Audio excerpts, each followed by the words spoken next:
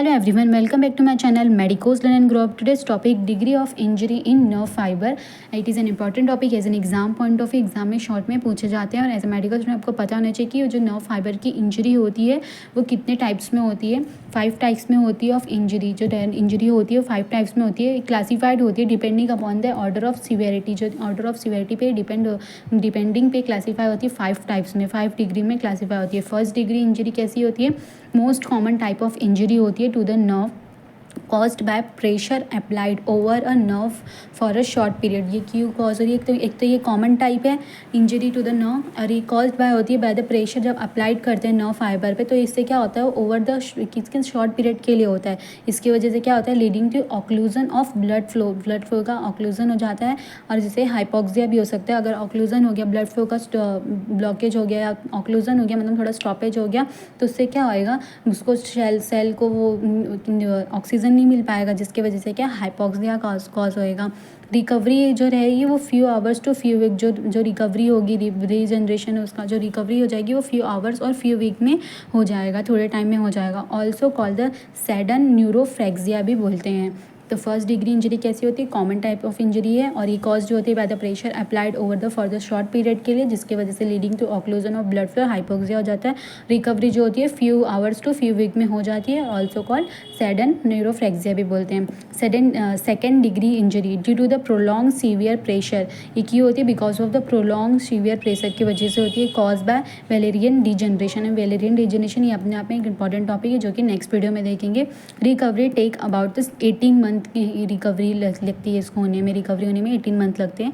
Also called the एक्सोनॉटमेसिस भी बोलते हैं, एक्सोनॉटमेसिस भी बोला जाता है सेकेंड डिग्री इंजरी को। Third degree injury endoneurium is interrupted and epineurium and पेरीन्यूरियम intact. Endoneurium जो कि जैसे कि ये नर्व फाइबर से, इसमें 3 लेयर्स होती है।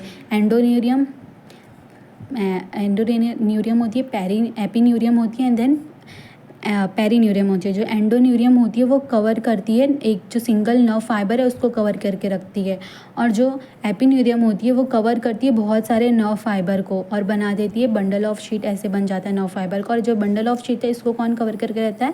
पेरीन्यूरियम कवर करके रखता है। जैसे कि इस डायग्राम में देख सकते हैं, ये जैसे कि इस डायग्राम में देख सकते हैं ये क्या है, नर्व है। एक नर्व में तो ये क्या है, एंडोन्यूरियम को कवर, एंडोन्यूरियम जो नर्व फाइबर है उसको क्या, एपिन्यूरियम और उसके एंडोन्यूरियम है, और उसके बाद ये पेरीन्यूरियम और ये एपिन्यूरियम पूरे को कवर करके रखा है। देन ये क्या है, इसमें क्या होता है, एपिन्यूरियम ये इंटरप्टेड होता है, एपिन्यूरियम एंड पेरीन्यूरियम इंटैक्ट होता है। रिकवरी स्लो एंड पुअर और इनकम्प्लीट। जो रिकवरी होती है या तो वो स्लो रहेगी, स्लो एंड पुअर रहती है, या तो फिर इनकम्प्लीट हो जाएगी। ऑल्सो कॉल्ड द न्यूरोटेस्मेसिस भी बोलते हैं, न्यूरोटमेसिस भी बोलते हैं। Fourth degree injury, this types of injury is more severe, जो कि बहुत सीवियर होती है। Epineurium and perineurium also interrupted, endoneurium, perineurium, epineurium सब इंटरप्ट हो जाती है। Fascicula of the nerve fibre disturb and disorganise हो जाते हैं। रिकवरी पुअर और इनकम्प्लीट हो जाता है। ऑल्सो कॉल्ड न्यूरोटमेसिस भी बोलते हैं। Fifth degree injury complete transaction of nerve trunk with loss of continuity. जो इसमें क्या, कंप्लीट ट्रांसेक्शन हो जाता है नर्व ट्रंक का with the loss of continuity हो जाती है। रिकवरी नॉट पॉसिबल है, बट ये पॉसिबल कब होता है? Unless the cut ends of, जो कट्स एंड्स है उसको रीअरेंज कर दे बाय द सर्जरी, तो रिकवरी हो सकती है। ऑल्सो कॉल्ड द न्यूरोटमेसिस भी बोलते हैं। दैट्स इट, ये the degree of injury of nerve fibre.